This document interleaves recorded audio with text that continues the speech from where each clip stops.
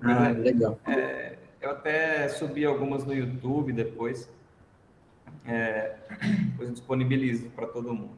Beleza. Então, estamos nesse momento de nos desafiar a pensar a cidade a partir de uma lógica que ela não se encaminha para tal, né?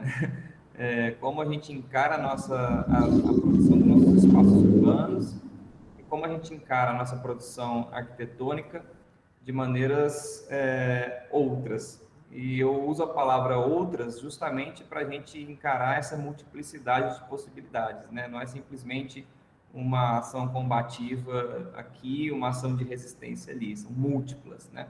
Múltiplas formas. Então, tivemos algumas aulas aí sobre isso e estamos aí no momento de receber os nossos convidados. O nosso primeiro convidado para esse módulo é o meu amigo, arquiteto, professor e agora empresário, Guilherme Graciano. Guilherme foi meu veterano na Escola de Arquitetura aqui na Universidade Federal de Uberlândia, onde estamos agora, presencialmente. E também eu vou fazer uma apresentação informal, se ele quiser, ele se apresenta formalmente depois. Enfim, Guilherme é arquiteto urbanista, professor, coordenador de curso e agora também empresário da Jurema Tijolos Ecológicos, né? Fiquei sabendo da Jurema antes mesmo depois de convidá-lo, né? Eu não sabia muito dessa novidade, achei muito legal. Se você quiser também, pode até falar um pouquinho dessa nova empreitada na sua carreira.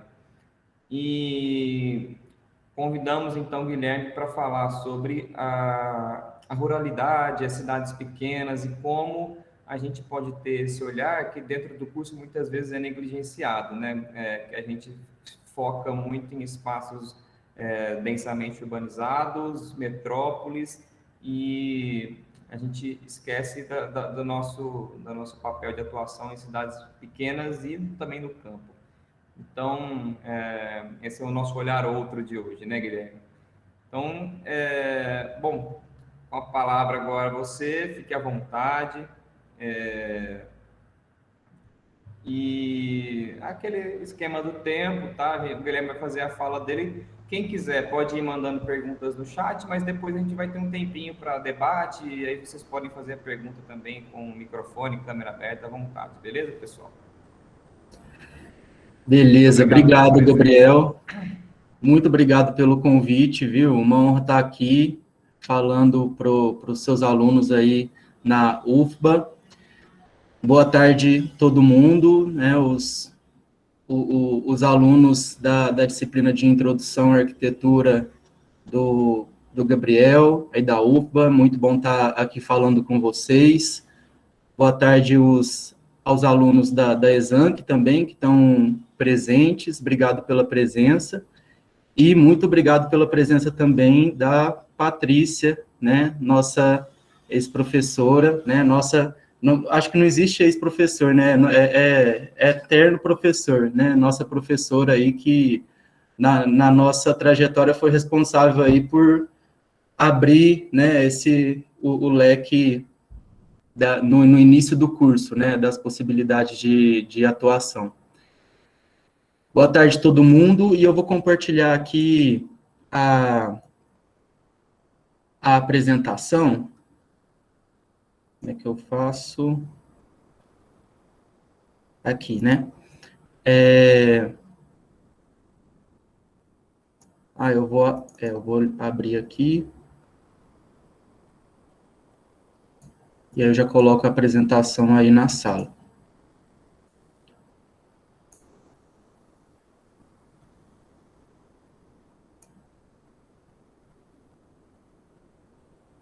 Só um minutinho.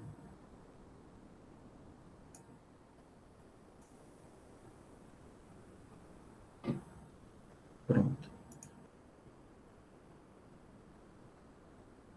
Aqui. Pronto, agora está todo mundo vendo aí a tela, né, que eu estou compartilhando. Daqui a pouco eu coloco ela maior. Boa tarde para todo mundo.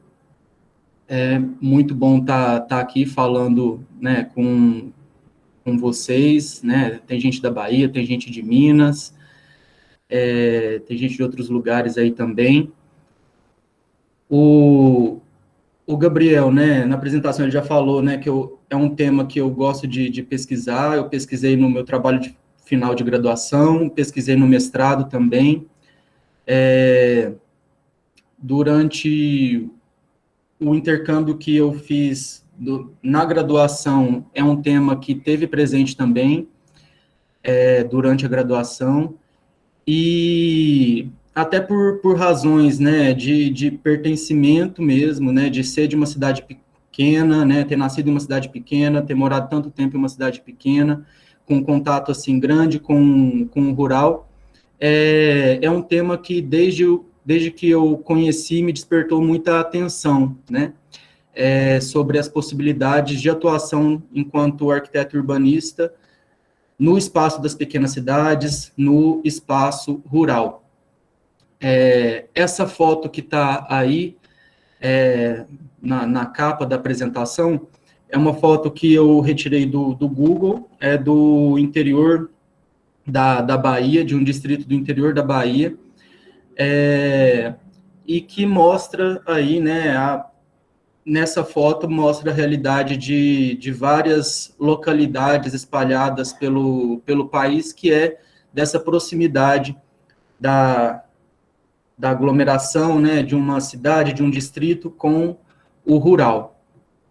E aí, o que eu vou falar com vocês hoje? Eu vou colocar a tela grande aqui, e aí eu vou deixar de ver o chat, mas vocês podem interagir aí no chat, né, o Gabriel também fica à vontade, né, depois eu dou uma olhada no chat e a gente vai ter o momento para a gente poder conversar, né, no final. Mas se alguém quiser interromper, fica à vontade, tá? Inclusive, né, eu acho interessante aí essa conversa, tá? Fiquem à vontade. Então, deixa eu colocar aqui a apresentação em tela cheia. Tá aparecendo aí para todo mundo, né? A tela cheia agora. Tá sim, beleza. Ah, beleza. Então, o nosso tema, estava conversando com o Gabriel, como que a gente poderia definir esse recorte para falar aqui na disciplina de Introdução à Arquitetura e Urbanismo, e aí o foco que a gente procurou dar é esse, né, a contribuição do arquiteto urbanista para o espaço rural e para pequenas cidades, sustentabilidade e espaço habitado.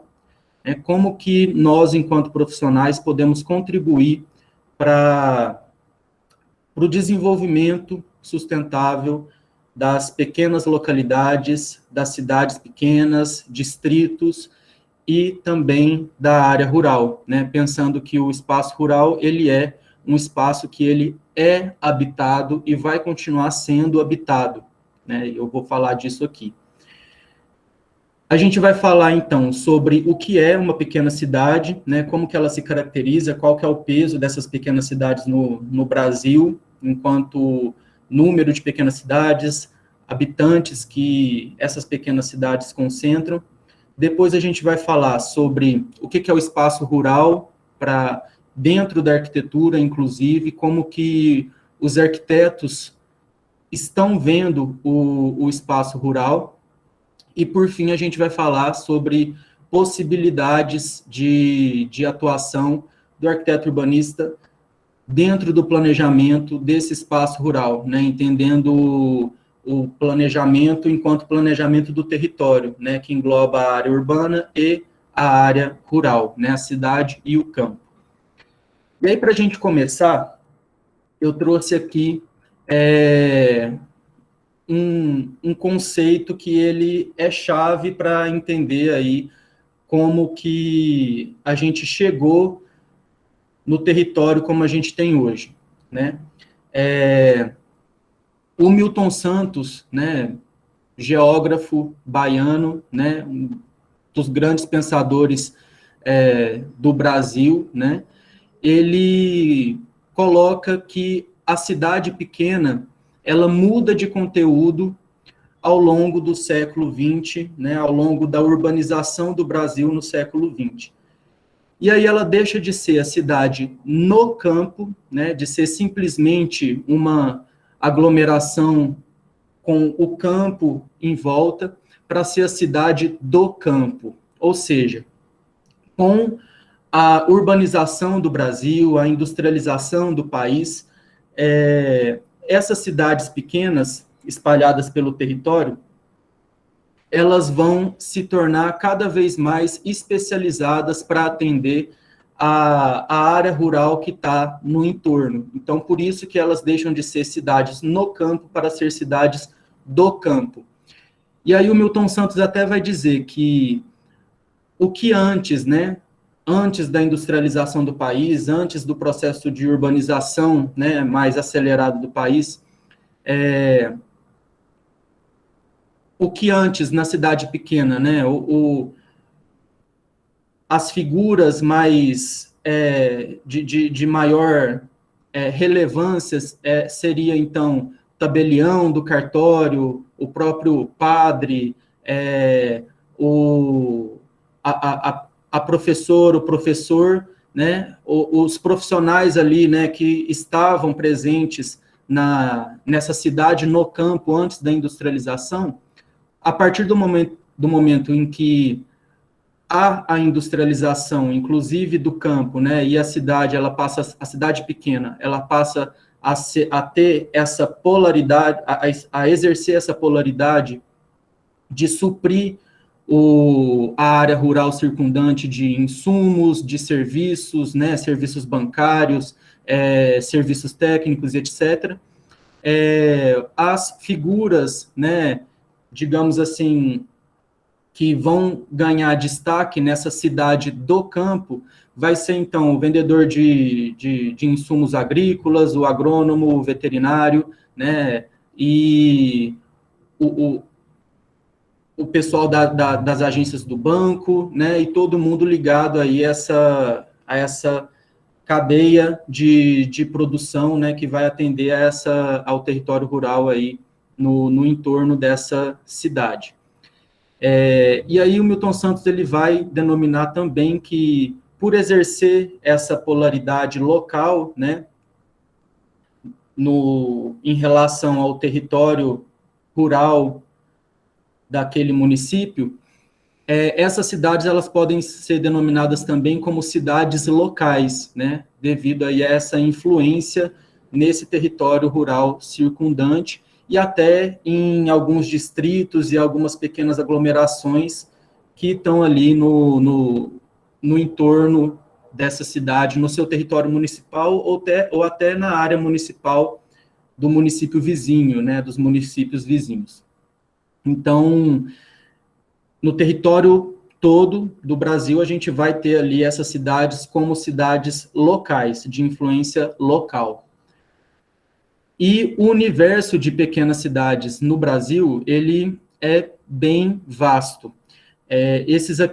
Esses gráficos aqui mostram dados de 2010, já que a gente não tem os dados atualizados agora para 2020, infelizmente. E esses gráficos aqui mostram, o primeiro aqui, ó, mostra o seguinte: os municípios com 100 mil habitantes ou menos, eles vão caracterizar aí 95% do número de municípios, e vai concentrar quase metade da população, né, 45,3% da população. E em uma escala ainda mais reduzida, a gente tem os municípios com menos de 20 mil habitantes, que vai concentrar 73% de todos os municípios do país, e tem aí 30% da população nacional. Então, quando a gente fala aí em pequenos municípios, né, apesar do peso das metrópoles, das grandes cidades ser enorme, né, na divisão demográfica do país, quando a gente fala dos pequenos municípios, a gente está falando de uma parcela significativa, né?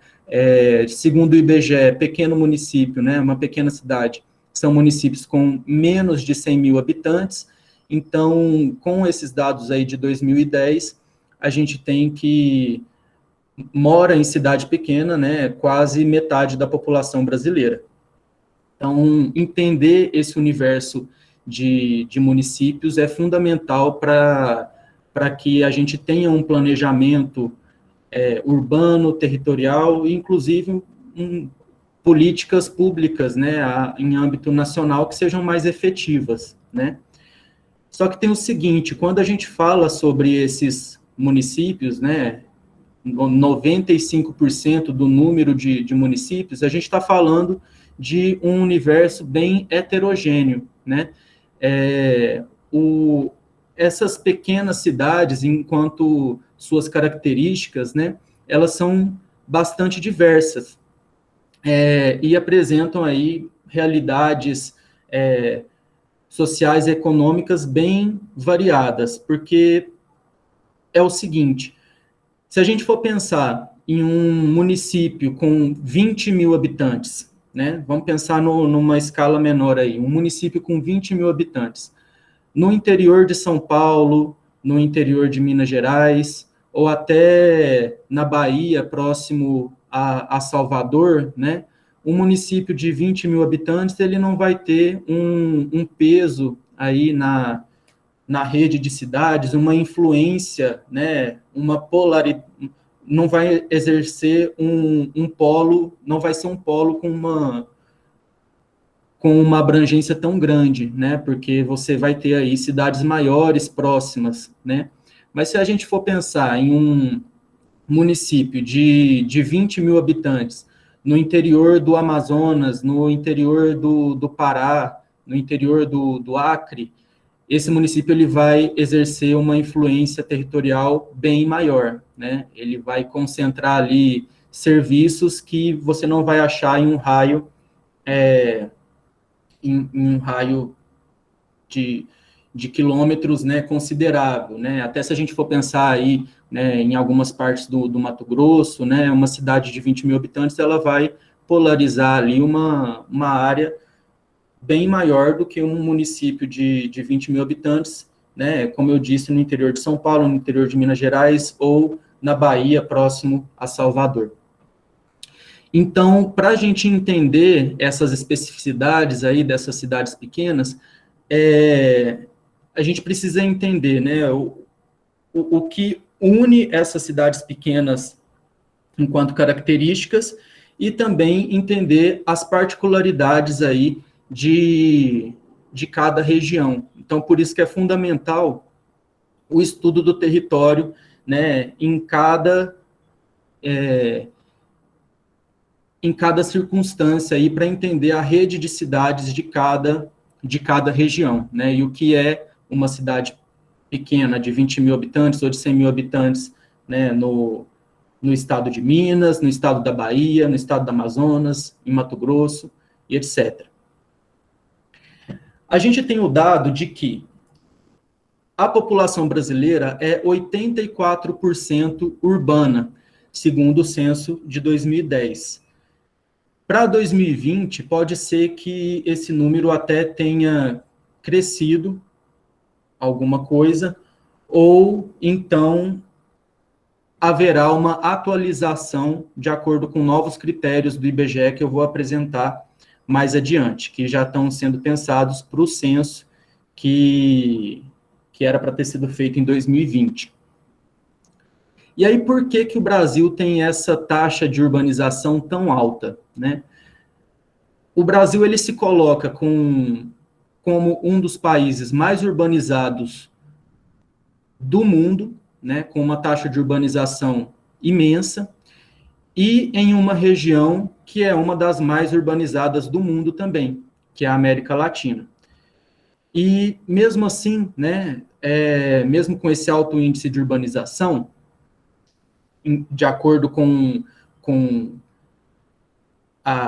o dado oficial, né, o Brasil e a América Latina é colocado como uma das áreas menos populosas, né, porque a gente vai ter aí uma concentração populacional em algumas partes aí do país, né, e se a gente for pensar no continente, acontece de forma semelhante.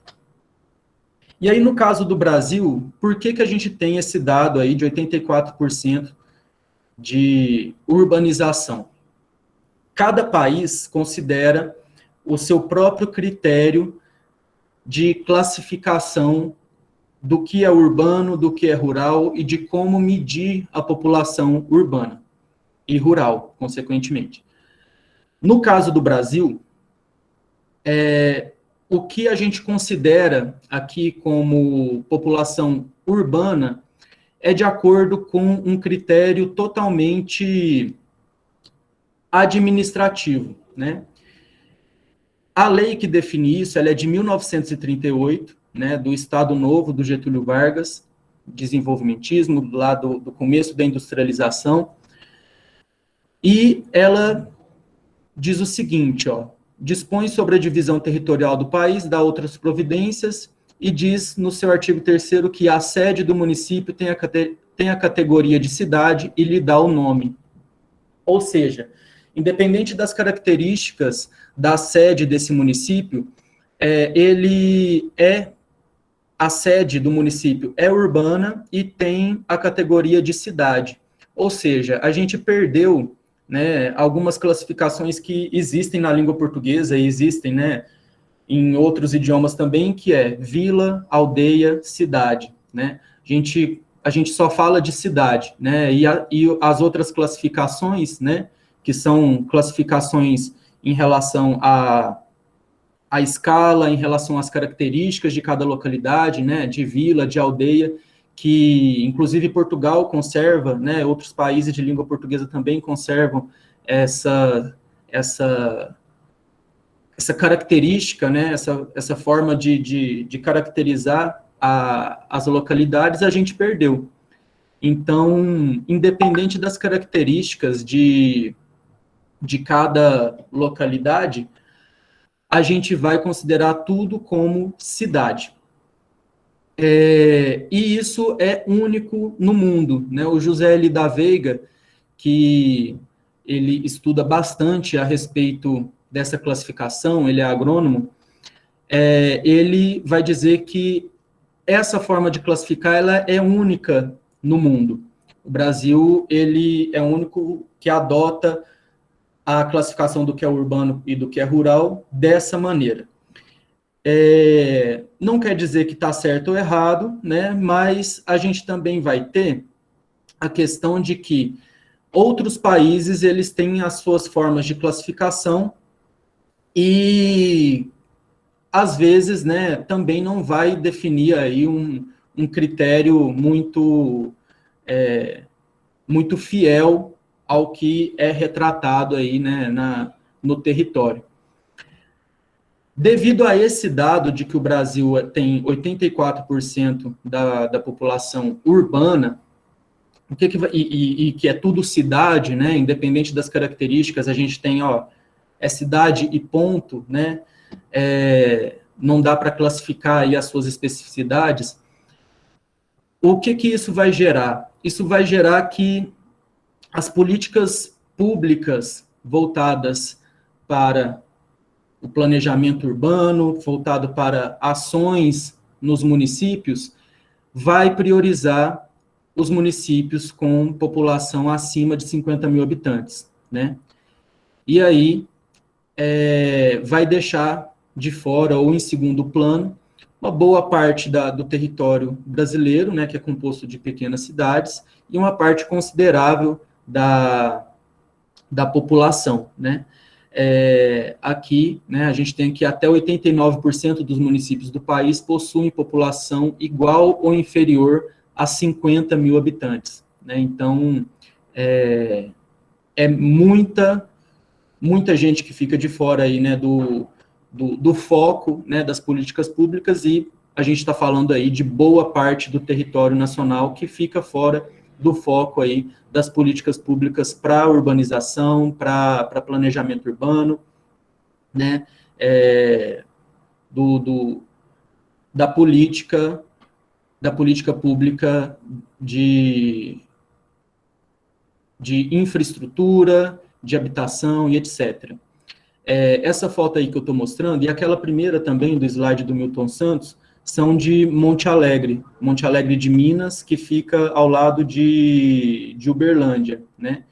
E aí, olha só, é uma foto que retrata uma típica paisagem de cidade pequena, né? Depois, quando a gente for conversar, eu quero até saber se alguém aí é de cidade pequena, né? De onde vocês são.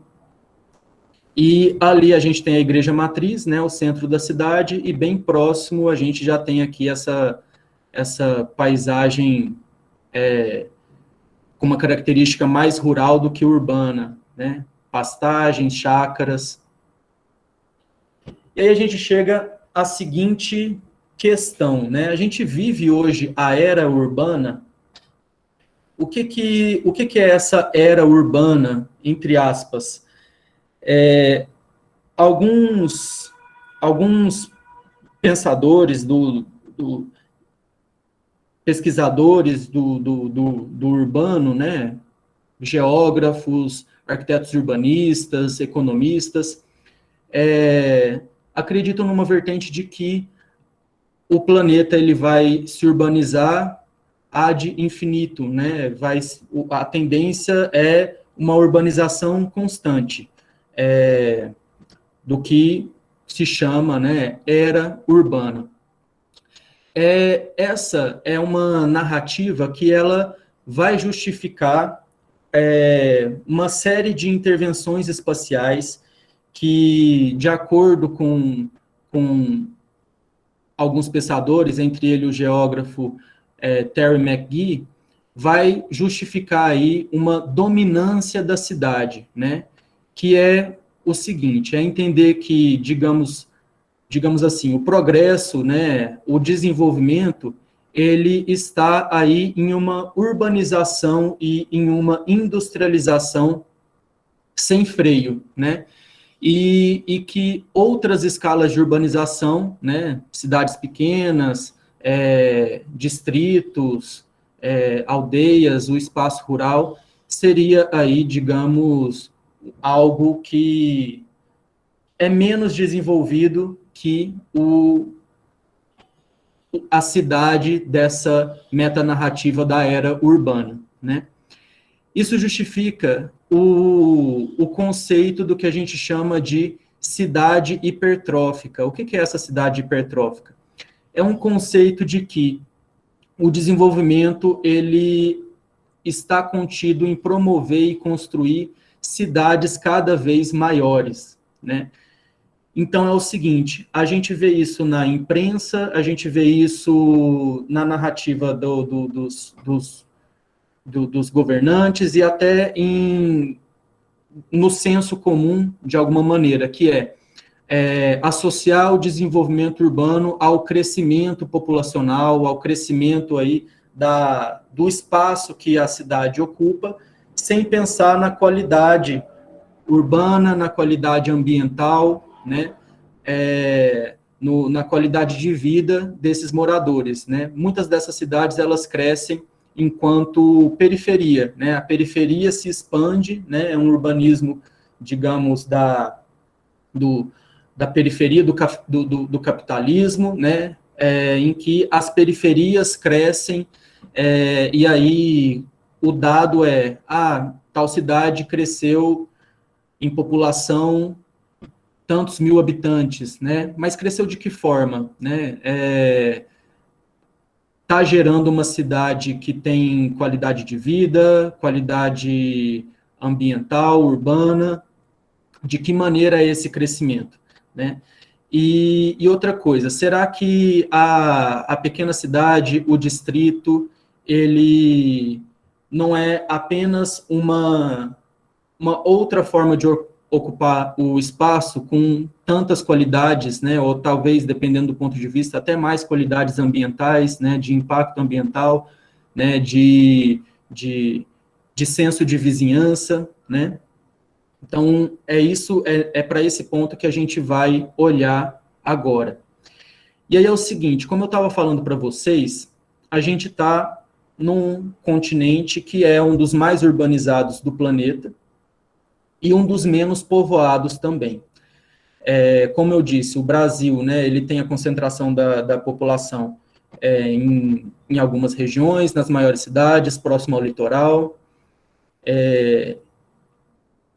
e, de forma semelhante, a América Latina também tem essas características, né? E se a gente for pensar na população mundial, a gente vai ter que, no início da década, a população urbana representa mais da metade da população mundial, de acordo com os índices oficiais da ONU e que reúne os índices oficiais dos países, né? Como eu disse para vocês, a forma como o Brasil considera o que é urbano, o que é rural, é analisando aí características administrativas, né? Se aquela localidade é a sede do município, ela é urbana, independente das características, independente se ela vai ter 1.000 habitantes, independente se tem mais pessoas morando na área rural do que na sede do município, né? Ela vai ser contada como urbana, simplesmente. E cada país vai ter o seu critério de classificação, né?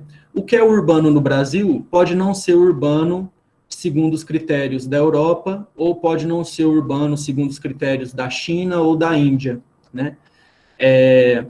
Por curiosidade, a Índia, ela classifica enquanto urbano ou rural as localidades de acordo com a ocupação dos seus moradores, né? Se eles têm atividades mais voltadas para a indústria e comércio, ou se eles têm atividades mais voltadas para a produção agrícola, né? E cultivo. Só que, na Índia, eles consideram essa classificação somente da população do sexo masculino, né? Uma total incoerência, né? E além, né, de ser uma classificação totalmente machista, né, não representa o que é o território, né, o que é a realidade daquele lugar, né. Então, a gente vai ter aí vários tipos de classificação, né, de acordo com a densidade demográfica, de acordo com a ocupação dos habitantes daquela localidade, ou, no caso do Brasil, de acordo com uma característica político-administrativa, né? Se aquela localidade é a sede do município ou não. E aí, o que a ONU faz? A ONU reúne, né, todos esses dados nacionais, que não tem um critério único, e diz que a população urbana extrapolou a metade da população mundial e que a tendência é que em 2030 represente aqui 4,9 bilhões de pessoas, né? Mas a gente não tem aí um critério, né? Um critério único para dizer que realmente isso reflete a realidade, né? É simplesmente um dado que vai mais de acordo com aquela metanarrativa, né, da cidade hipertrófica e da era urbana, do que realmente um reflexo, né, da realidade.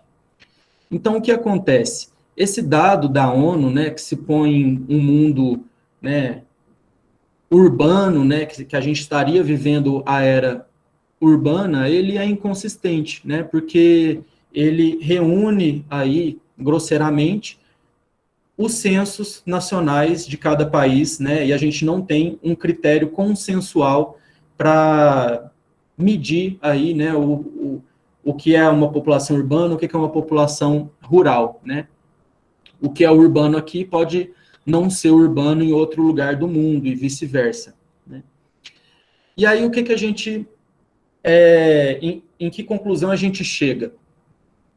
É preciso entender as diferenças territoriais, né, e as características da cidade de acordo com com as suas especificidades, né?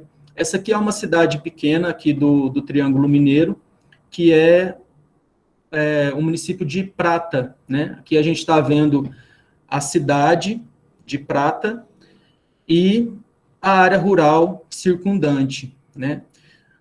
Aqui, de novo, né, a igreja matriz, né, no centro da cidade, e a pouquíssimos metros dali, né, a gente tem essa paisagem aqui, ó, rural, né, as vacas pastando, né, chácaras, sítios, né, bem próximos ali do centro da cidade. Essa cidade aqui, mais para frente a gente vai entender que ela pode ser caracterizada como uma cidade rural, né, uma cidade que tem uma forte influência da área rural no meio urbano, né? Então, ela gira em torno ali da área rural, né, do que acontece no seu espaço rural. Essa outra imagem aqui é uma foto de uma cidade do interior paulista que chama Patrocínio Paulista, né, e que mostra também uma rua do centro da cidade, né, com a área rural bem próxima ali do centro da cidade, né. Essa outra aqui é uma cidade pequena aqui do Triângulo Mineiro, que chama Estrela do Sul, tem um patrimônio histórico, né, relevante aqui na região, e se a gente for analisar também, olha só, é uma cidade aí um município, aliás, de 10 mil habitantes, e esse aqui é o distrito sede do município, né? E a gente tem ali uma proximidade bem grande, né, da área rural com o centro desse município, o centro dessa cidade. Só para a gente analisar aqui essas paisagens, né, para entender, né, para caracterizar aí o que a gente está falando, né. E aí é o seguinte, já que essas cidades pequenas, né, elas, segundo aí esses autores que eu reuni, elas não seriam simplesmente urbanas, né, ou digamos assim, a caracterização de urbano, simplesmente, e somente cidade, não reflete a realidade do território. O que seria o urbano, afinal, né? Como que a gente pode caracterizar o que é urbano em termos conceituais, né? E aí convém a gente separar aqui algumas palavras nesse nosso vocabulário, né? Primeiro, a partir do momento que a urbanização ela chega ao campo, e a gente tem ali, né, distritos, a gente tem, digamos assim, algumas fazendas que são agroindústrias, né, a gente vai ter que a urbanização ela não está contida somente dentro da cidade, e ela acontece agora no território, né. E aí convém a gente separar também adjetivos e substantivos. Em que sentido? A gente vai ter cidade e campo enquanto denominação de lugar, né? Então, a cidade, né, é ali a sede do município, né? A urbanização pura ali, né? E o campo é onde estão aí as fazendas, os sítios, etc. Agora, a gente também tem, além da cidade e do campo, né, que são aí substantivos, digamos assim, a gente tem rural e urbano, né? Rural e urbano já estão aí enquanto características, né, enquanto adjetivos desses lugares.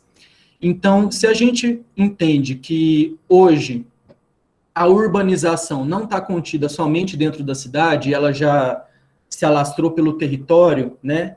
Então, a gente pode falar que a gente tem um campo urbanizado, né? Como eu estava dizendo, né? Com agroindústrias, com distritos, né? Espalhados no território, com uma urbanização ao longo de rodovias, por exemplo, né, ao longo né, de caminhos importantes no território.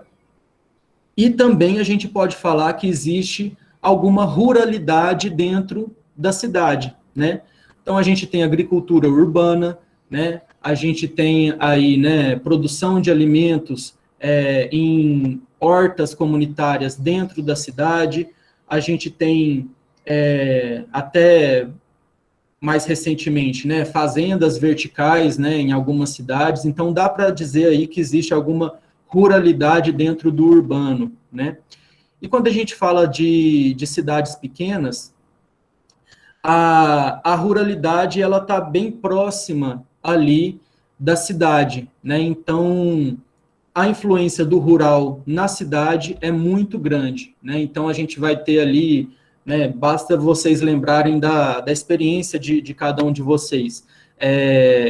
Em algumas cidades pequenas, a gente vai ter as hortas comunitárias, né, as hortas urbanas bem presentes, né, espaços ali onde a gente vai ver gado pastando, animais, né, tem charrete, né, então é uma cidade que tem uma ruralidade muito forte. E aí a gente pode entender também que urbanidades podem acontecer, inclusive no espaço rural também, né, que está cada vez mais industrializado. Então, a gente tem aí, digamos, uma distribuição, né, da urbanidade, da ruralidade, tanto na cidade quanto no campo, né, e a gente pode considerar que o território é o foco do estudo da urbanização agora, e não somente a cidade, né. Por quê? O que acontece? Se a gente pensar somente na cidade, né, a gente não está pensando na realidade do território como ele acontece, né, como essa realidade acontece. Existem pessoas morando no espaço rural, com diferentes meios, né, com diferentes características, e para pensar o planejamento urbano, a gente tem que pensar também no planejamento do espaço rural, do campo, né? Pensar o planejamento do território como um todo. E aí vem essa pergunta, né? Como que o urbanismo pode buscar novas perspectivas, tanto teóricas quanto práticas, diante da atual paisagem de urbanização emergente em nível global, que não considere um lado externo e oposto ao urbano, né? Entendendo aí a urbanização acontecendo no território. E aí, nesse contexto, é que o interesse para com o rural, para com o interior, né, para as pequenas cidades, vai aumentar entre os arquitetos e urbanistas, né? Esse interesse, ele é crescente, e, de acordo com o geógrafo Neil Brenner, ele ainda é um tanto indeterminado, né? Porém, ele escreveu isso em 2016, porém, o que a gente vê hoje é que ele é bem latente hoje em dia, e atualmente a gente até vê escritórios de arquitetura focados em arquitetura rural, né? A gente tem escritórios aí que se especificam aí, né, em planejamento de propriedades rurais e em projetos de arquitetura rural, né, para fazendas, casa de campo, chácaras e etc. Alguns arquitetos estão escrevendo sobre isso, né, e pensando em como a profissão pode contribuir para o desenvolvimento sustentável aí do campo e das pequenas cidades também. O Han Koolhaas, né, que é um dos principais arquitetos aí atualmente, né, holandês, ele vai dizer que o atual desafio da arquitetura é entender o mundo rural, né, e ele disse isso em 2016.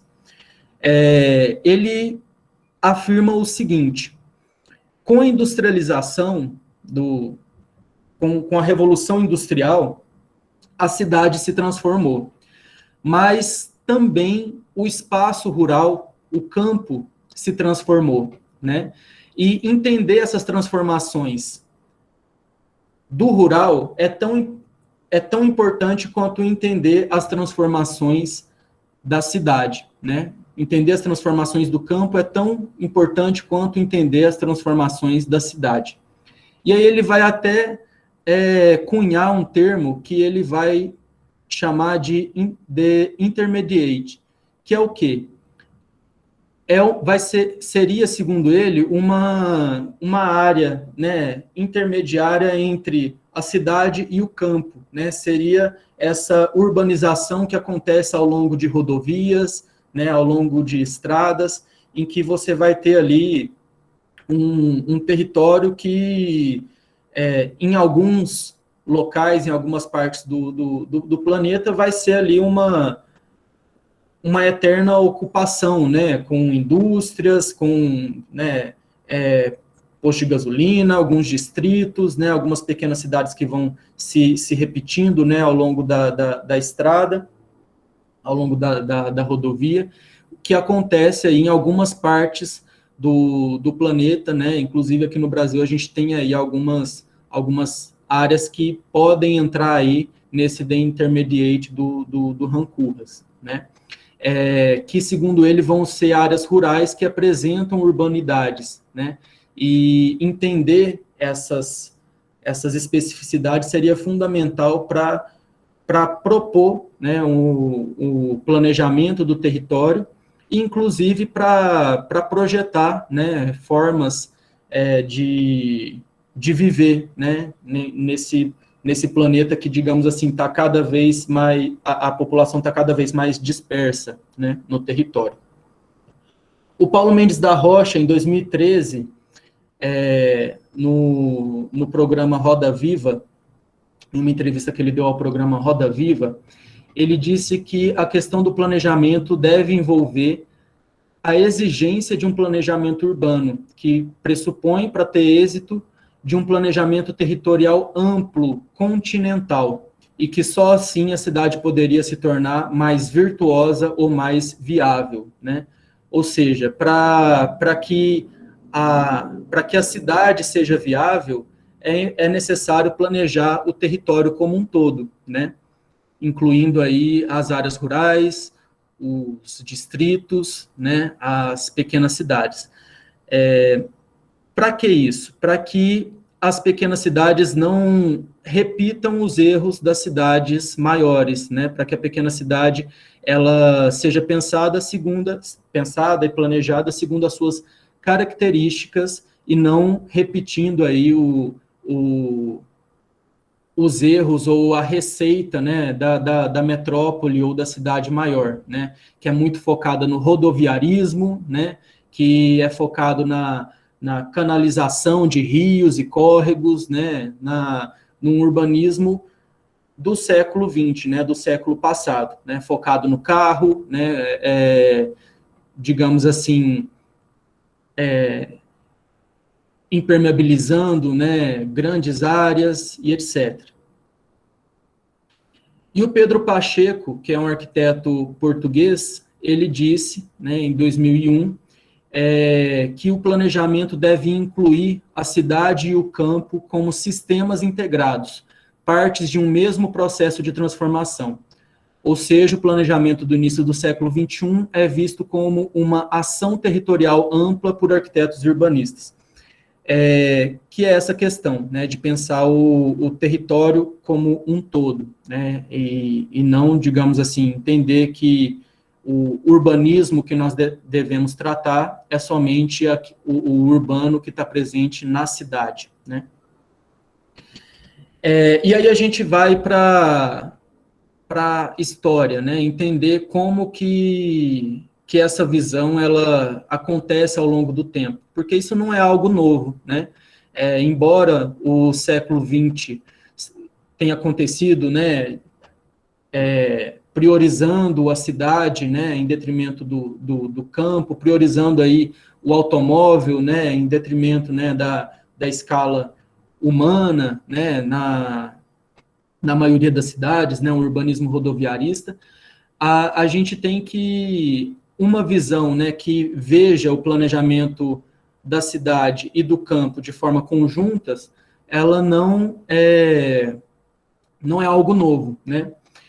Há uma pesquisadora que chama Milika Topalovic, que introduz uma pergunta que é a seguinte: como iniciar a pesquisa sobre o fenômeno da urbanização planetária a partir do ponto de vista da arquitetura e urbanismo? E aí ela vai relembrar, para isso, desse afresco italiano que fica no Palácio Público de Siena, na Itália, que é obra do Ambrogio Lorenzetti.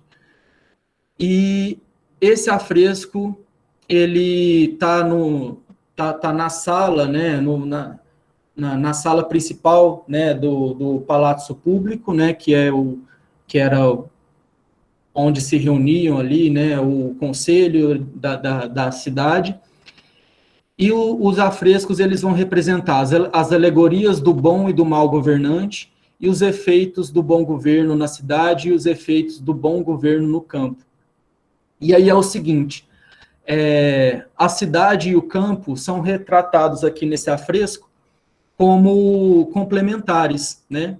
Complementares como são, né? Porque a cidade fornece serviços, fornece insumos para o campo, e o campo também fornece insumos, fornece alimento para a cidade, né? Então, pensar o planejamento de forma integrada é fundamental, né? E aí, o Rancurras, como eu disse para vocês, ele vai expandir essa discussão trazendo esses mapas aqui, né? Ele coloca o seguinte: esses dois mapas mostram o mundo urbano e a parcela, digamos assim, não urbana do planeta, né? O que seria a parcela rural do planeta, que compreende áreas cultivadas ou não cultivadas, né? A área natural. E aí a gente tem aqui, ó, que a parcela urbana do planeta corresponde 2% da superfície terrestre, né? São esses pontinhos vermelhos aqui.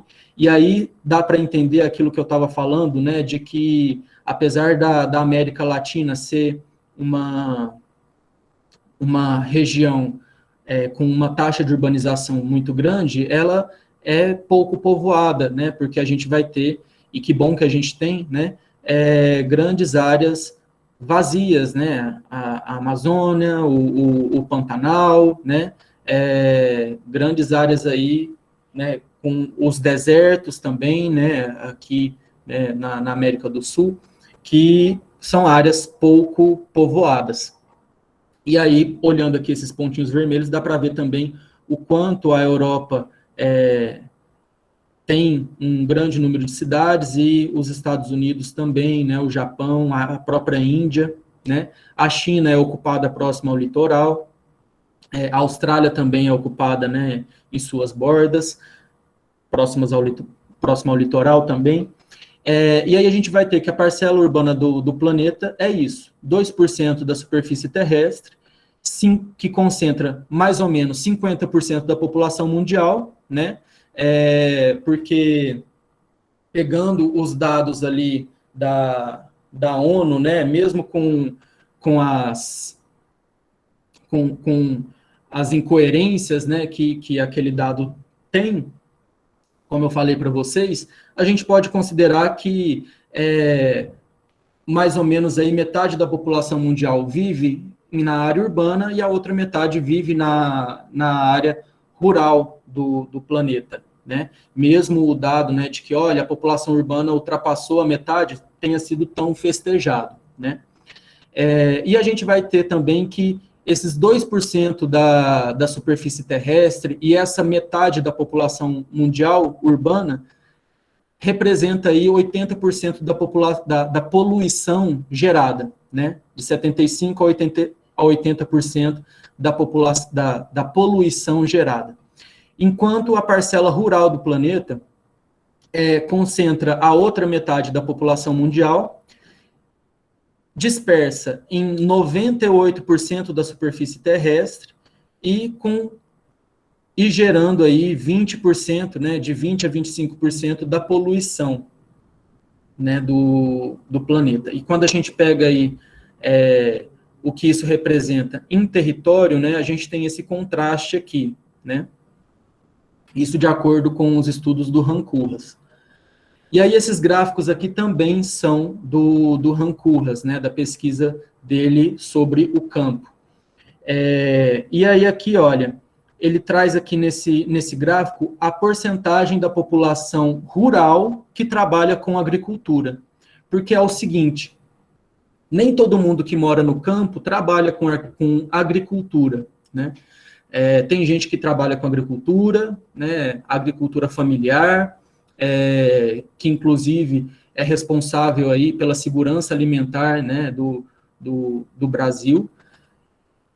Só que tem muita gente que mora no campo e que não trabalha com cultivo, né? Que mora no campo, mas trabalha em outras áreas, né?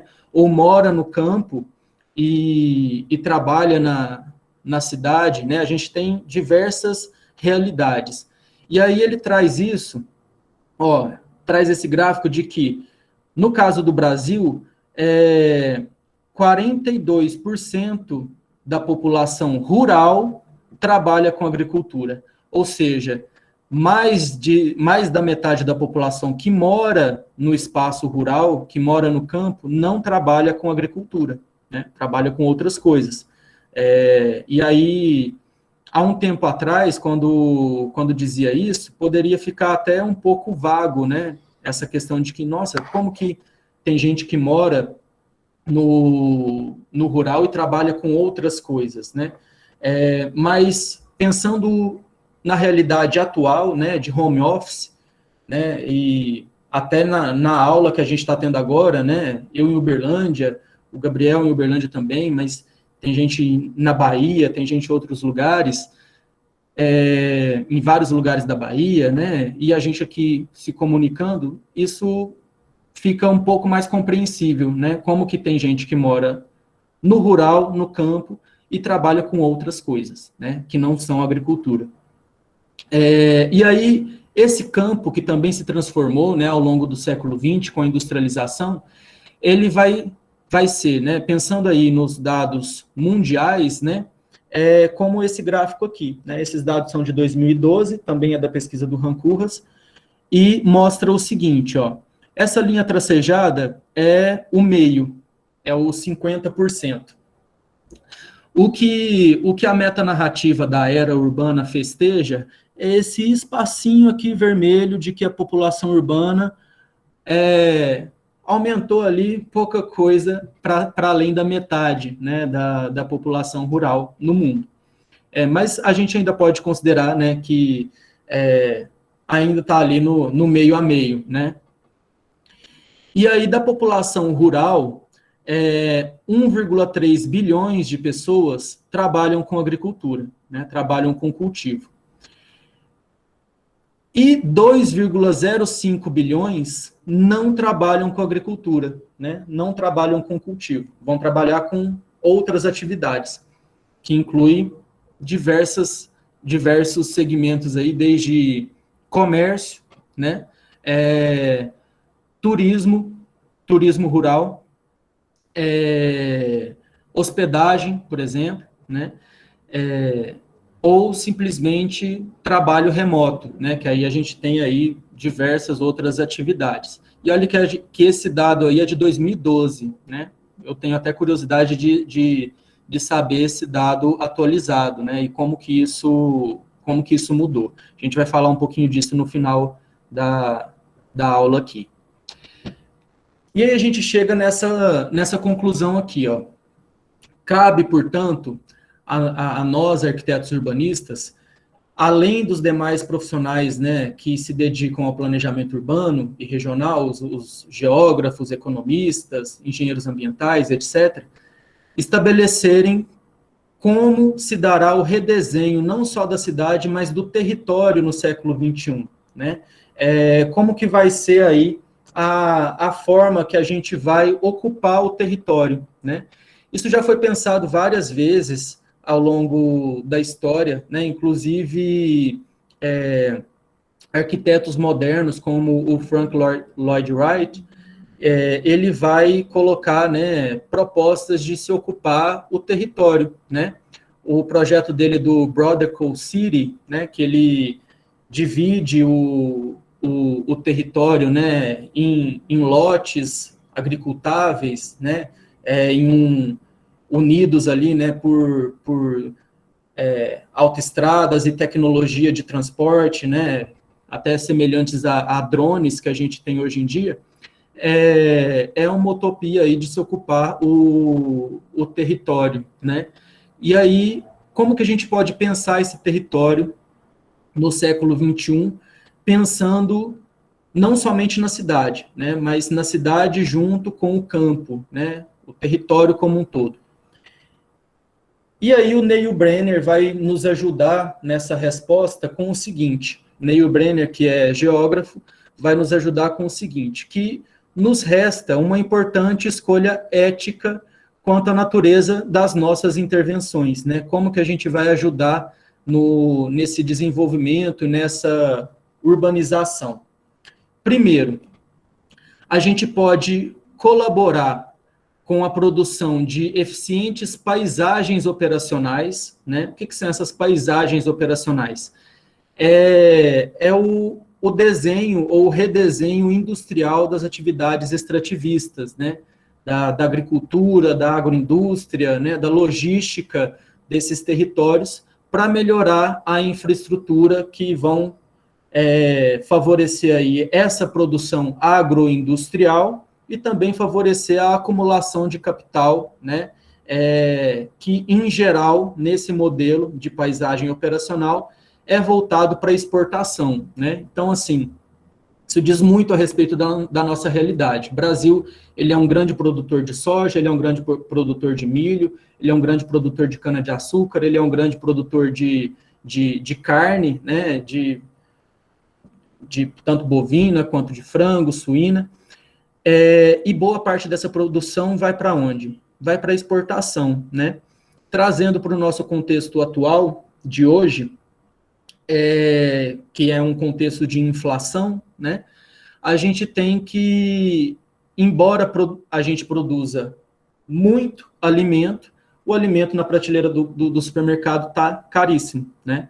Porque a produção, né, dessas paisagens operacionais, como o Neil Brenner chama, é voltada para exportação, né? Não é voltada para o consumo local ou para a alimentação local, né? E também, né, qual que é o outro cenário que o Neil Brenner diz que a gente pode escolher, né? Primeiro é isso, o redesenho industrial dessas atividades extrativistas voltadas para exportação, do que ele chama de paisagem operacional. Segundo, é o seguinte, por outro viés, a gente pode contribuir para explorar novas formas de urbanização e reorganização do espaço não urbano, né? Fazendo do que a gente pode chamar de não cidade, né? Essas outras formas de aglomeração, o campo, né? No amplo sentido, se tornar espaços para o uso coletivo com qualidade de vida, né? Ou seja, pensar esse espaço enquanto um espaço habitado, né? E ele é um espaço habitado, né? Quando se diz que a população urbana aumentou e é mais do que a metade da população mundial, por causa daquela barra fininha ali, né? Para além da metade, isso interessa a quem, né? A quem que interessa uma população concentrada em cidades, e falando, né, no capitalismo periférico aqui, né, do Brasil, né, concentrado na periferia das cidades, a quem que interessa isso? A quem que interessa que o campo esteja esvaziado, né? E aí o Neil Brenner complementa com o seguinte, né? Já que o chamado direito à cidade, entendido como o direito ao acesso aos serviços básicos, habitação e bens de consumo, se aplica ao longo dos variados cenários de urbanização estendida, onde estão incluídas as pequenas aglomerações e a população rural. Ou seja, o direito à cidade, né, enquanto direito à cidadania, também é aplicado às pequenas cidades e à população que vive no campo, né? Então, a escolha ética que o Neil Brenner coloca aqui é essa, né? Contribuir para o nosso planejamento, né, enquanto profissionais. Nós vamos contribuir para essas paisagens operacionais ou para entender o espaço rural e o campo como áreas habitadas, né, e com uma população que também tem aí o direito à cidade, o direito à cidadania, né. E aí, na pesquisa que eu fiz no mestrado, na discussão, a gente chegou à seguinte questão, né, de que o nosso desafio enquanto arquitetos urbanistas, né, é pensar nesse espaço enquanto um espaço habitado, né, uma antítese mesmo, né, a essa cidade hipertrófica, né, com alternativas de urbanização para o campo, para as pequenas cidades, garantindo o direito à cidade ou o direito à cidadania a essas populações rurais, a população dessas pequenas cidades, e que isso traria, sim, equilíbrio para a rede de cidades, e inclusive viabilizaria a rede urbana, né? Porque a partir do momento que você cria aí qualidade de vida nas pequenas cidades, qualidade de vida no campo, né? Essas pessoas, elas podem ter a capacidade de escolha, né? A capacidade de escolher se elas querem ficar no campo ou não, né? E não o que veio acontecendo, né, ao longo do século XX ainda acontece, que é as populações, né, das pequenas aglomerações, pequenas cidades, distritos e do campo serem praticamente forçadas a sair do campo e marcharem para a periferia das grandes cidades em busca de melhores condições de vida, né, porque aonde elas estavam, isso não era garantido. E também é função nossa, né, de arquitetos urbanistas, pensar em uma melhor maneira para esse primeiro ponto aqui, ó. Como que essas paisagens operacionais, elas podem ser mais sustentáveis, né? Como que elas podem ser menos extrativistas, né? Enquanto produção, né? E acaba que a gente deve atuar aqui nessas duas frentes, né? Pensando aí novas formas de ocupação, né, que viabilize aí a qualidade de vida e pense no campo enquanto território habitado, e que também pense em paisagens operacionais que sejam mais viáveis e mais sustentáveis também, né, que não sejam tão extrativistas, né, como o que acontece hoje. E aí é essa questão, né, que eu já estava comentando. Hoje existe a visão do rural enquanto setor, né, quando se fala em rural, logo se pensa em produção, logo se pensa em produção agrícola, né, o agro que é pop, o agro que é tudo, em detrimento de um rural que é um território habitado, né, onde tem agricultura familiar, onde tem pessoas morando, né, e que, inclusive, é essa agricultura familiar que alimenta boa parte das pessoas, né, a verdura que você compra no supermercado vem da agricultura familiar, né, vem de pequenas propriedades rurais, na maior parte dos casos. E aí a gente, já caminhando aí para a conclusão, né, a gente tem que a visão do rural enquanto setor e não enquanto território habitado vai deixar em segundo plano aí os pequenos municípios brasileiros e boa parte da população, né, como eu falei para vocês. E ao contrário, né, do que se esperava, os investimentos na modernização do campo, né, da agroindústria e tudo mais, não foram eficientes para o desenvolvimento desses territórios enquanto desenvolvimento social, né? Houve um enriquecimento, né? Mas a desigualdade, ela inclusive se agravou, né? No território. E aí a gente chega na necessidade do planejamento territorial, né? Existe essa necessidade, né, como eu venho falando para vocês, de se pensar o campo e a cidade de forma conjuntas. E aí a gente tem aqui, ó, a citação desse arquiteto, que é o Christian Krambeck, que é de Santa Catarina, que diz que encarar o espaço social brasileiro de forma integral, com suas múltiplas realidades interagindo e se complementando, independentemente se rurais ou urbanas, são capazes, né, e vão formar um único território nacional com diferentes características, né, pensando aí num desenvolvimento que pense um território mais equitativo, né, em relação ao acesso a serviços, né, a bens e a capacidade de escolha, né. Essa questão da capacidade de escolha, gente, tem um prêmio Nobel de economia, que é um indiano, que chama Amartya Sen, que foi um dos responsáveis por pensar o IDH, o Índice de Desenvolvimento Humano, né? Porque até então a riqueza dos países era medida somente no PIB, né? O quanto aquele país produz. E aí a gente tinha, por exemplo, o Brasil, a Índia, né? Que são ricos, mas tem uma desigualdade imensa. E aí o IDH vai medir isso, né?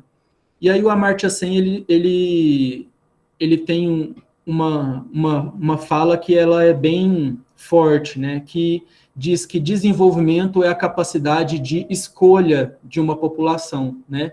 Que é aquilo que a gente estava conversando aqui. Garantir o desenvolvimento e o planejamento dessas áreas, né? Dos pequenos municípios, do espaço rural, vai garantir com que vai dar a possibilidade de escolha para aquela população, né? Se ela quer continuar no território, se ela quer continuar no campo e se ela quer produzir ali no campo, né? E não na questão dela ser forçada a sair dali em busca de melhores condições, porque ali naquele lugar está inviável dela ficar, né? O próprio Estatuto da Cidade diz que a gente deve pensar de forma integrada no planejamento, né? O plano diretor, segundo o Estatuto da Cidade, ele deve englobar o território do município como um todo, né? A área da cidade e o campo também, né? O urbano e o rural. E aí, falando tanto de urbano, de rural, e já caminhando aí para a conclusão, a gente tem aqui esse estudo do IBGE, que é voltado para o censo 2020, né, que ainda não saiu. Esse estudo, que chama Classificação e Caracterização dos Espaços Rurais e Urbanos do Brasil, ele propõe uma classificação territorial do país, vendo o Brasil menos urbano, né, ou seja, mais voltado para a realidade do país, né. Inclusive, essa manchete aqui reflete bem o que é esse estudo, né. Olha lá, o IBGE mostra que o Brasil é mais rural do que imaginávamos, né. Alguns pesquisadores dizem isso há vários anos, né, e é um avanço o IBGE colocar, né, essas características no seu levantamento de dados, né, para procurar refletir melhor a realidade do país, que é tão importante aí para a elaboração de políticas públicas, de projetos e de planejamento. E aí é o seguinte, olha, esse aqui é o mapa do Brasil dentro desse estudo, dessa classificação do IBGE. O IBGE vai colocar 5 classificações de município. Vai ter o município predominantemente urbano, né? Vai ter o município intermediário, que pode ser adjacente ou remoto. O município intermediário adjacente está próximo a uma cidade maior, e o município intermediário, ele está o município intermediário remoto, ele vai estar mais distante de uma cidade maior, né? Isso está aqui nesse gráfico. E enquanto município rural, né, predominantemente rural, com mais população rural, com características rurais, a gente vai ter o município rural adjacente e o município rural remoto, que vai seguir essa mesma lógica, né? O município rural adjacente vai estar próximo de uma cidade maior e o município rural remoto vai estar mais distante aí de uma cidade maior. E aí a gente tem aqui essa característica,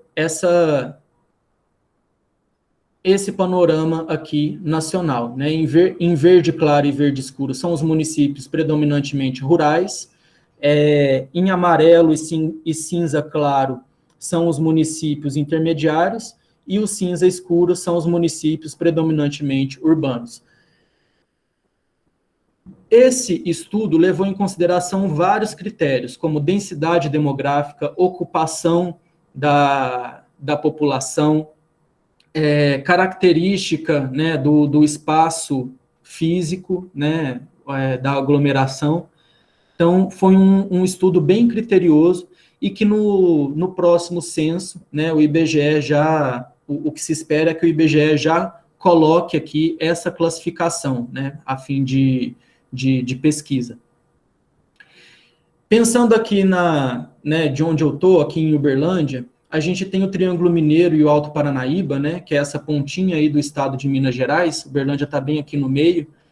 Aqueles outros municípios que eu mostrei para vocês, que é Prata e Monte Alegre, estão aqui perto, né? Estrela do Sul está aqui, ó, que é aquele outro município que eu mostrei foto.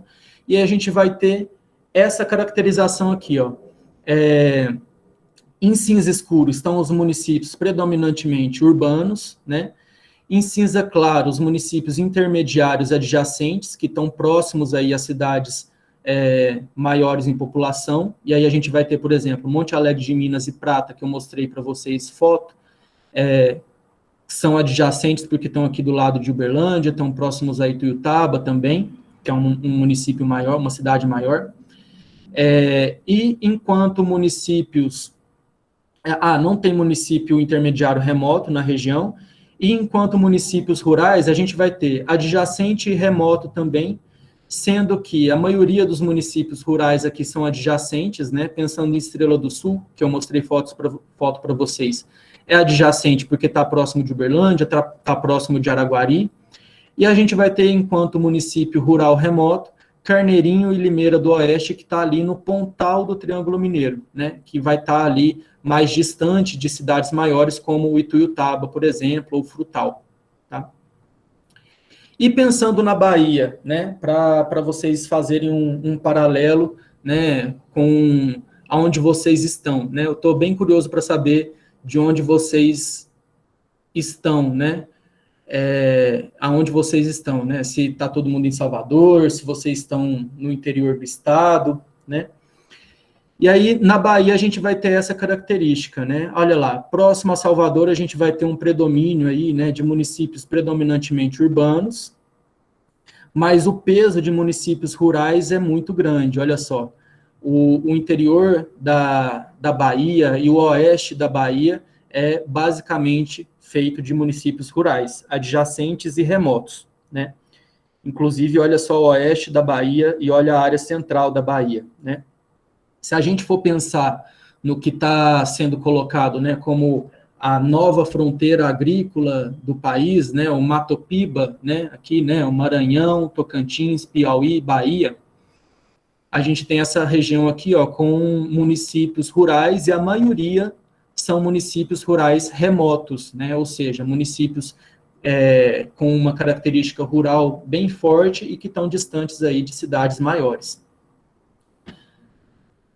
E aí, falando do oeste da Bahia, do Mato Piba, né, não dá para não citar Luiz Eduardo Magalhães, né, aí no oeste da Bahia, que é uma cidade que se desenvolveu muito com o agronegócio, né, que é aquela primeira, né, daquela escolha ética que o Neil Brenner coloca, né, que eu falei para vocês, é a primeira opção, né, uma paisagem operacional para uma agricultura de exportação, né, que, digamos assim, vai consumir muito território, né, vai produzir bastante, mas não produz para alimentar aqui, né, produz para exportação.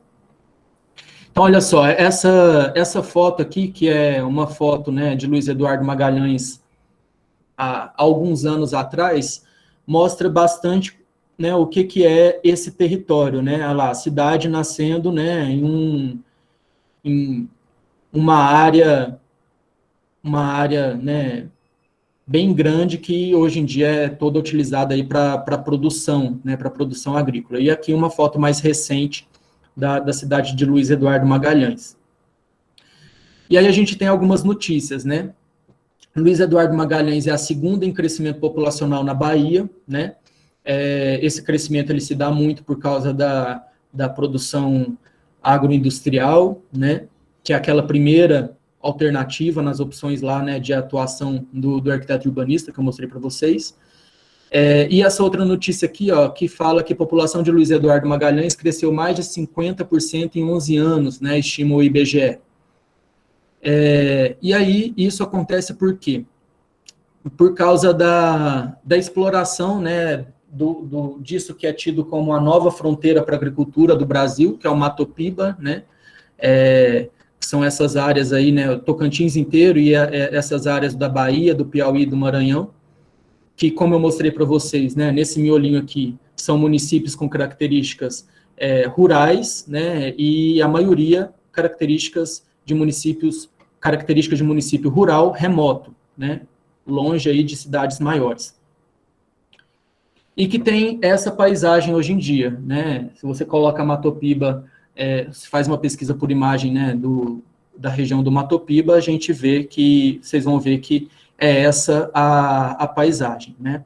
Então, é uma agricultura industrial, né? Focada aqui, né? Isso aqui são lavouras que têm pivô de irrigação, né? Por isso que elas são circulares, né? O pivô de irrigação, ele fica contornando aqui a plantação, e aí produz grãos, né? Tanto para exportação quanto para consumo animal, né?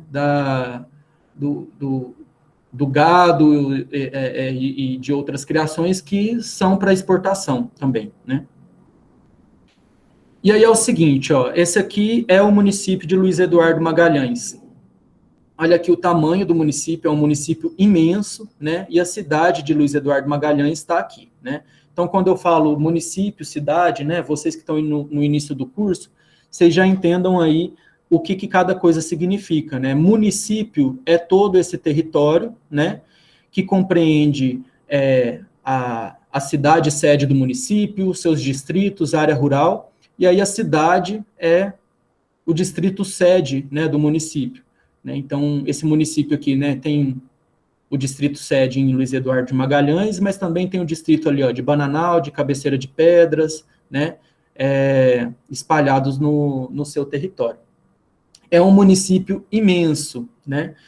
E olha aqui, né, como que é a imagem de satélite, né, do município, né? Dá para ver ali, ó, as plantações circulares, né, com irrigação em pivô, e a maneira como o território aí ele é feito para o cultivo. E aqui já está a divisa, né, com Tocantins e mais para baixo com Goiás.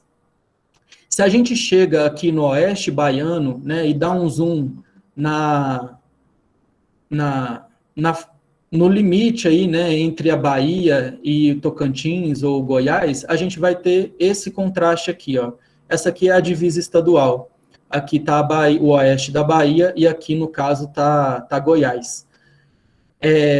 No caso, aqui em Goiás, a gente tem o Parque Estadual de Terra Ronca, né? E aqui a gente tem o oeste da Bahia, né? Que está aí, né?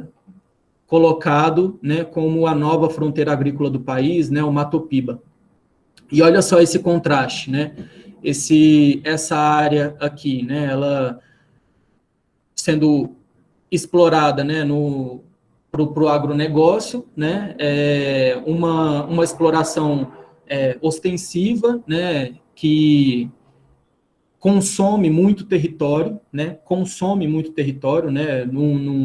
para produzir, né.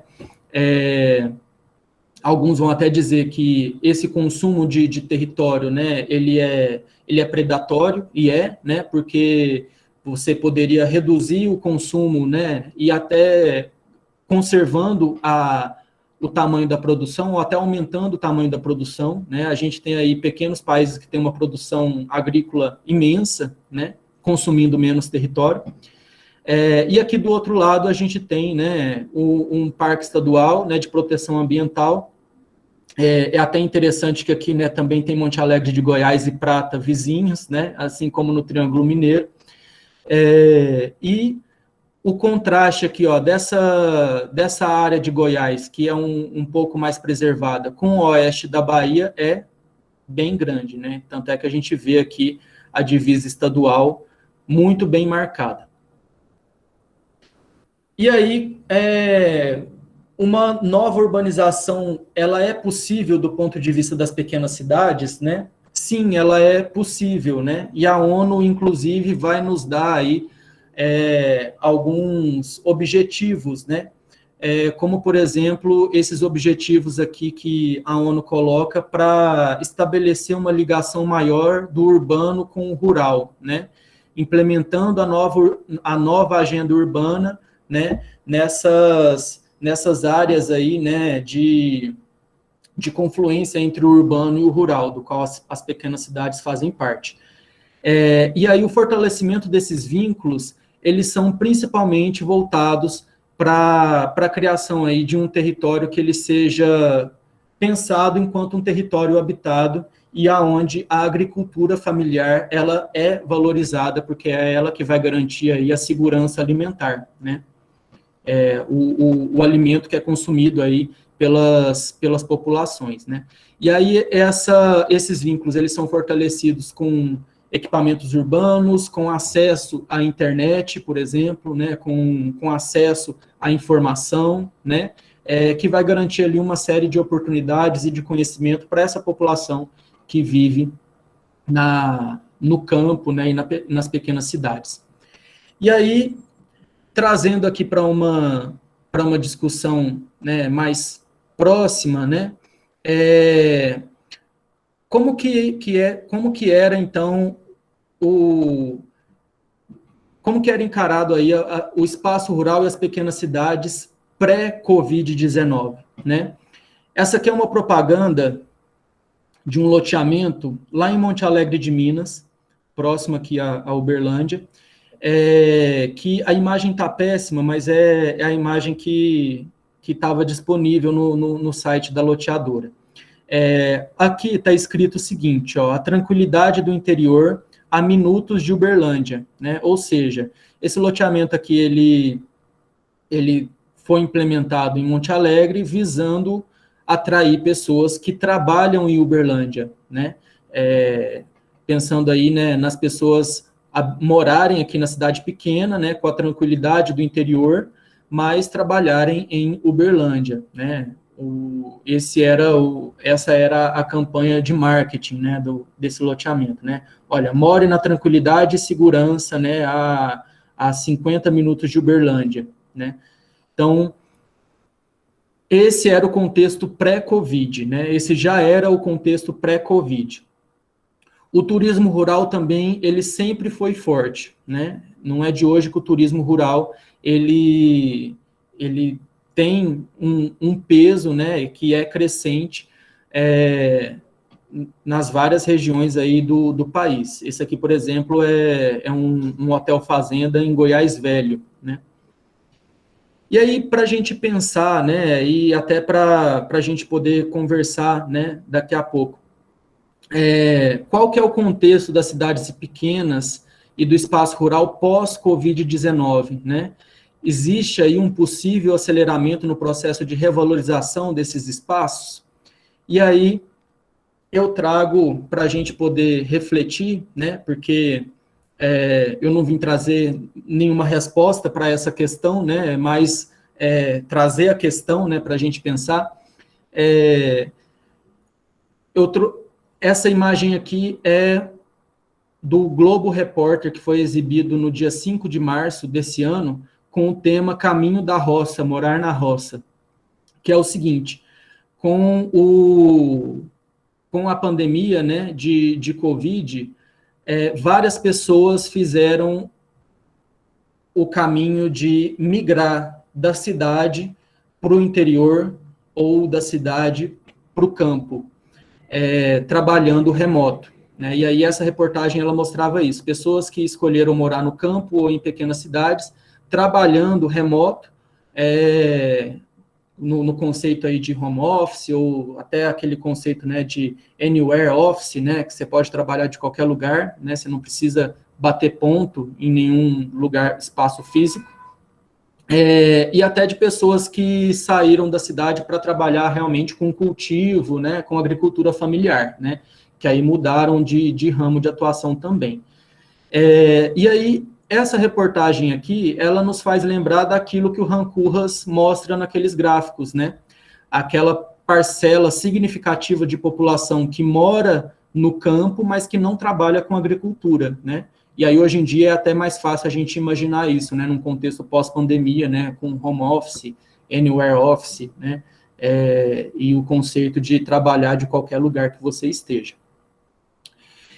E aí é isso, pessoal. Eu trouxe aí esses pontos, né, para a gente pensar, né, na contribuição da nossa profissão para o espaço rural e para pequenas cidades, né, e como que a gente pode pensar aí espaços mais sustentáveis e pensar esse espaço rural, pensar o campo enquanto um espaço habitado, né, fazendo aquela escolha que eu coloquei lá para vocês entre aquelas duas possibilidades, né. E, aliás, pensando realmente naquelas possibilidades, contribuindo para criar um espaço de produção que seja mais sustentável e também criar condições para que o espaço rural, para que o campo, ele seja cada vez mais pensado enquanto espaço habitado, né, que tem ali agricultura familiar, mas que também tem ali as várias outras atividades que podem ser exercidas, né, no campo, né, e ainda mais nesse contexto agora, né, pós-pandemia, de que as pessoas podem trabalhar de qualquer lugar, né. Então é isso, pessoal. Obrigado e acho que agora a gente pode conversar, né. Estou curioso para saber aí de onde vocês são. Pô, Guilherme, obrigado, viu? Tá me escutando, né? Tô ouvindo sim. Muito obrigado pela aula. Baita aula, muita informação, muita coisa interessante. Eu fiquei aqui aprendendo demais, né? Vou fazer um comentário muito rápido, assim, para deixar para o pessoal falar. Essa ideia da cidade hipertrófica, que eu não conhecia o termo, né? Assim, conhecia a ideia, mas não conhecia o termo cidade hipertrófica. Estou lendo um livro agora do Isaac Asimov, que chama, inclusive foi uma indicação de uma aluna que escreveu um trabalho lá do módulo 1, falei, não, curioso, vou atrás disso aqui para ler, que é um cenário futurista onde não existe mais campo, né? O mundo inteiro vira cidades, o mundo inteiro passa a ser cidade, e as pessoas vivem em espaços fechados e não tem contato com o campo é ocupado apenas por robôs, então, muito legal. E me lembra o Henri Lefebvre, né? Quando você fala do direito à cidade, eu me lembrei do livro Direito à Cidade, que o Lefebvre fala, ele tem um capítulo inteiro que ele fala de campo, né? De rural. Eu me lembro que quando eu li aquilo a primeira vez, eu não entendia muito bem. E a sua fala me ajudou demais a entender o que ele estava querendo dizer. Quando você fala da cidade-campo enquanto uma ideia de lugar, e o urbano e o rural enquanto ideia de característica, né? Enquanto ideia de acontecimento, né? O Lefebvre fala isso, né? Que a cidade e o campo se refere ao material, e o urbano e o rural se refere às relações, às trocas que acontecem dentro daqueles espaços, né? E o Lefebvre diz, né, no Direito à Cidade, que a cidade e o campo vão continuar existindo, mas o urbano está matando o rural, né? Essa coisa que você mostra que a cidade, a gente não consegue mais diferenciar cidade e campo, né, o que nem às vezes conceitualmente, nem estatisticamente, mas que o modo de vida, sim, a gente consegue diferenciar, e o modo de vida, né, urbano, eu acho que em várias cidades do mundo já se sobrepôs ao rural. Aqui no Brasil, como você mostra muito bem, isso ainda subsiste, né, ainda se mantém, isso é muito fantástico, né, e a gente consegue ter sua fala nos expôs essa urgência de que a nossa profissão se posicione como pensadores do espaço, né, e do território, não apenas da cidade. Então, obrigado mesmo pela fala, Guilherme. Eu, o Frederico tinha feito um comentário, ele teve que sair, mas ele comentou sobre as imagens que você coloca, que ele achou muito curioso as igrejas e os silos agrícolas competindo em monumentalidade, né, na cidade. O que chamava mais atenção dentro da paisagem, né? Thales Nascimento comenta, quando você fala dos dados estatísticos, né, de porcentagem rural urbana, como é difícil ter uma assertividade em relação a isso. O Thales aponta que o movimento pendular, né, também influencia muito isso, né, de pessoas que moram na cidade vão para o campo, moram no campo vão para a cidade, que também é algo a se levar em consideração. E Caio comentou que está no Pontinho Verde, no norte de Minas. Então, tem muita gente que mora em cidades pequenas. E eu queria abrir a fala para quem quiser, esteja à vontade, abra o microfone, levante a mão e podem fazer as perguntas, pessoal. Ótimo. Ó, enquanto o pessoal vai pensando aí o que perguntar, eu queria agradecer, Gabriel, o convite, tá? A oportunidade, agradecer também todo mundo que está aí, né? Olha aí, mais de 40 pessoas, né? Eu acho que é bacana demais você ter unido as turmas, né? Para que aí dá oportunidade para a gente poder conversar, né? Com todo mundo. E, assim, eu achei interessante aí o que o pessoal comentou, né, que você trouxe, que eu acho muito interessante também essa coisa da monumentalidade, né, dos silos competindo com o sino, com a torre da igreja, né, que enquanto marco urbano, né, nessas pequenas cidades, isso diz muita coisa sobre o que são essas pequenas cidades, né, que você tem ali a igreja matriz, né, na maioria das vezes o marco zero da cidade, e o silo marcando, né, esse momento atual, né, da cidade. Isso é bem interessante. Eu gostei de saber também, né, que tem gente em Salvador, tem gente no norte de Minas, bacana. Caio vai falar, Caio está no norte de Minas. Ah, bacana. Oi, Caio. Oi, boa tarde. Primeiro eu queria agradecer o professor por ter trago o Guilherme nessa aula para a gente, foi sensacional. E eu queria fazer um comentário, eu estava trocando a ideia com a galera aqui durante a apresentação, que eu identifiquei muitos pontos. Como eu já disse aí, eu sou do norte de Minas, e teve, em minha cidade, ela apresenta muito semelhança com uma cidade que você mostrou aí, eu esqueci o nome dela agora, mas de tipo, ela é toda minha cidade, tipo, parece que foi planejada, mas não foi. Ela é toda quadricular, foi construída em volta da Praça da Matriz, onde tem a igreja, tipo, em volta desse raio ela foi sendo espalhada. E o que acontece muito? Aqui predomina a plantação de eucalipto e de cana para a produção de cachaça. Se você dá uma olhada assim na região, ela é muito mais tecnológica no campo do que dentro da própria cidade mesmo. Passeando pela cidade, você vê muitas construções de adobe ainda. Então, tipo assim, tem muito esse contraste da inovação tecnológica no campo, mas dentro da cidade não ser tanto assim. Aí eu consegui ver muitas coisas e assemelhar, sabe, fazer essa relação da minha cidade para os exemplos que ele trouxe.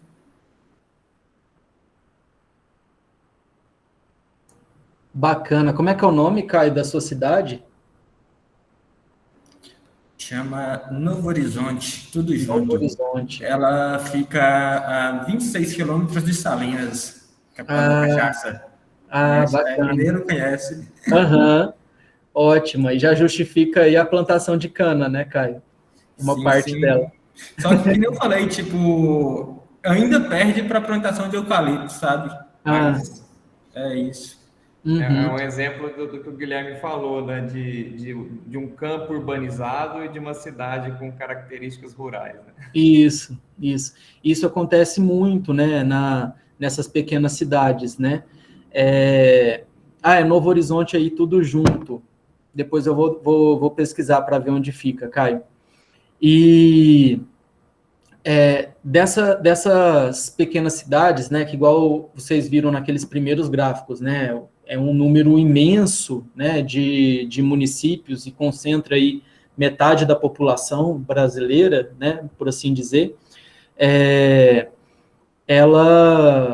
Uma característica que une aí, né, várias dessas pequenas cidades é isso, né, o campo, ele é bem industrializado, né, tem uma produção aí agroindustrial bem forte, né, no caso de Novo Horizonte, aí a cidade do Caio, a produção de cana, a produção de eucalipto, né, ela é bem forte, e a cidade, ela vai ter aí, apesar de ter aí essa polarização local, né, ela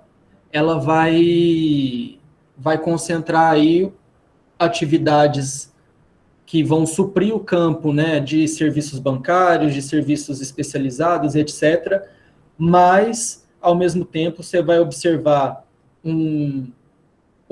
alguma ruralidade, né, nessa cidade, né? O campo, ele é industrializado e a cidade, ela tem uma ruralidade bem forte, né? Inclusive uma influência do campo muito forte na cidade, né?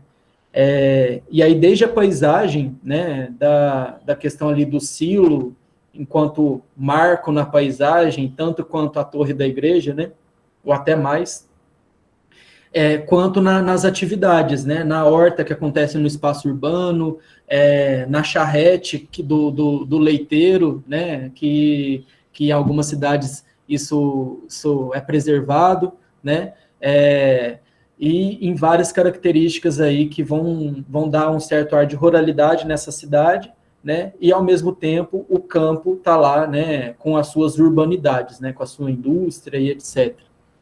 Bacana você dividir com a gente, Caio. O Guilherme, eu fico muito pensando nas relações sociais, né, nas trocas sociais, no cotidiano, no modo de morar, né, que você falou lá no início, de que as grandes personalidades da cidade deixam de ser ali o padre, né, o professor, ou o dono do cartório, né? E que eu acho que em algumas cidades se mantém ainda, né? Nesse caso, eu não sei como é que é Novo Horizonte, viu, cara? Tô chutando aqui. Mas sabe aquela cidade que você chega e alguém fala, não, aqui todo mundo se conhece, aí tem aquela coisa de todo mundo saber da vida do outro. Eu acho que, assim, na minha visão de não especialista, tem algo a ver com o rural, tem algo a ver com a cidade pequena. Tem, completamente, Gabriel. As relações são muito próximas, né? Inclusive, né, tem alguns geógrafos que vão escrever sobre cidade pequena e do ponto de vista do território, mas também partindo para o ponto de vista social, né, que é isso que o Milton Santos falou também. Uhum. E aí, as relações, elas estão muito mais próximas, né? Quem é de cidade pequena sabe que eleição municipal em cidade pequena é uma coisa completamente, né, dependendo da cidade, né, dependendo do contexto, é uma coisa ali, digamos, com nervos à flor da pele e tal, porque as relações, elas são muito próximas, são muito pessoais, né? Pior época, né, Eduardo? Eu prestava consultoria, eu sou de cidade pequena e durante um tempo eu prestei consultoria de patrimônio histórico em alguns municípios aqui de Minas. E quando chegava perto, teve uma época que a gente estava prestando consultoria, né? para patrimônio, e aí estava chegando perto da época de eleição, e a Estrela do Sul, né, aquela cidade que eu mostrei para vocês, ficava ali meio tensa, né? A gente sentia ali que o clima da cidade ficava diferente, né? Então, essa coisa das relações acontece muito, né? Olha lá, troca de laranja da prefeitura, né? Isso aí. E aí a questão ali, o Luciano fez uma pergunta também, né? Se seria um exemplo de paisagem operacional, né? Essas plantações, né, Luciano? O próprio silo, né? Sim, são paisagens operacionais, né? A paisagem operacional é essa que é voltada para a produção, né? Então, o silo, essas plantações, né, vão ser exemplos aí de paisagens operacionais. E aí, o que a gente tem agora é o seguinte, até está acontecendo agora a COP, né, a conferência do clima, né, e um dos pontos que são colocados, né, lá na COP é a questão da produção, né? Será que a maneira como a gente está produzindo, né, inclusive essa produção agrícola, ela é viável, né? A monocultura a perder de vista, né? Em alguns lugares a gente vê, né, lavouras que chegam no horizonte, né? Seja de soja, seja de cana, né? Seja de eucalipto. Então, grandes áreas aí, né? Com uma coisa só plantada, né? E, além disso, a gente tem outras alternativas, né? A gente tem um sistema de permacultura, né? Que vai colocar ali várias culturas produzindo juntas, né? Que cria um sistema, né? Menos agressivo, né?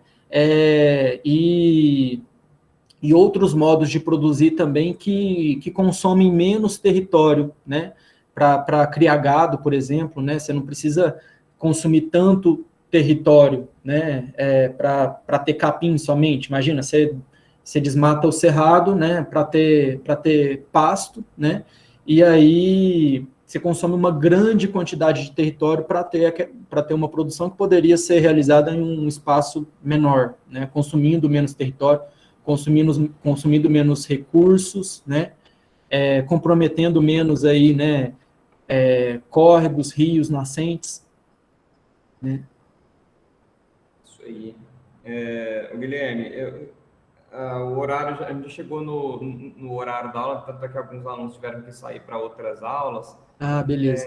Mas assim, eu acho que eu só queria te agradecer novamente pela presença, pela aula que você deu para a gente. Todos nós aprendemos muito, eu tenho certeza disso. E eu acho que tem muito, foi muito no sentido do que a gente está pensando aqui nesse módulo da disciplina, né? Que existe outra forma de pensar a cidade, né? O território. E quando você fala no final, né? Que essa ideia do agropop, né? É uma ideia avessa a pensar o território como um local habitado e habitável, né? Porque esse cenário torna o local desabitável, inabitável, né?